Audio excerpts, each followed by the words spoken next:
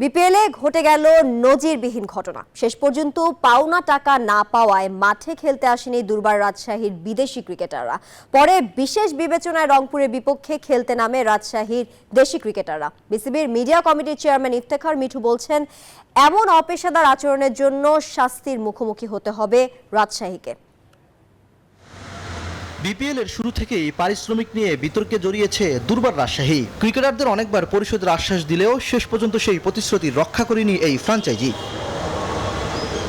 পরিস্থিতি এমন পর্যায়ে পৌঁছায় যে স্থানীয় খেলোয়াড়দের মানানো গেলেও বিদেশি খেলোয়াড়রা সরাসরি মাঠে নামতে অস্বীকৃতি জানান। টুর্নামেন্টের বৃহত্তর স্বার্থে আমরা অনেক কিছু একসেপ্ট করে স্যাক্রিফাইস করে একসেপ্ট করে নিয়েছি, but it is not acceptable. ছাড় তো দিচ্ছি আমরা যে ঠিক আছে খেলুক, কিন্তু আমরা তো প্লেয়ারদের উপরে বিপিএল এর রেপুটেশনের উপরে আমি কেউ নষ্ট করবো, এটা তো আমরা ক্রিকেট বোর্ড আমাদের প্রধান দায়িত্ব হচ্ছে এটা প্রোটেক্ট করা।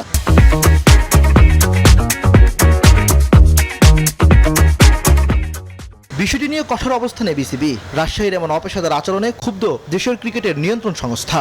চুক্তি ভঙ্গের জন্য শাস্তির আওতায় আসছে দুর্বার রাজশাহী।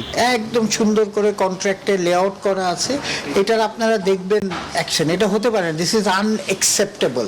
এ তো গেল খেলোয়াড়দের দেনা পাওনা নিয়ে নজিরবিহীন ঘটনা।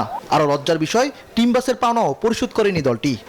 ঝামেলা তো আজকে আমারও আজকে ঝামেলা। এখন আজকে একটা ডেট দিচ্ছে যে খেলা শেষ হলে রাতের মধ্যে পেমেন্ট ক্লিয়ার করবো। আমি তো আজকে গাড়ি যাওয়ার ছিল না, গাড়ি পরে রিকোয়েস্ট করে অনেক করে গাড়ি নেওয়া হয়। 30% যাওয়া হয়েছে, 70% বাকি। বিপিএল মানেই উত্তেজনা, তারকাদের ঝলক, মাঠের লড়াই। কিন্তু এবার বিপিএল এর মঞ্চে তৈরি হলো বিতর্কের কালো ছায়া। ইমরান হোসেন, নিউজ 24, ঢাকা।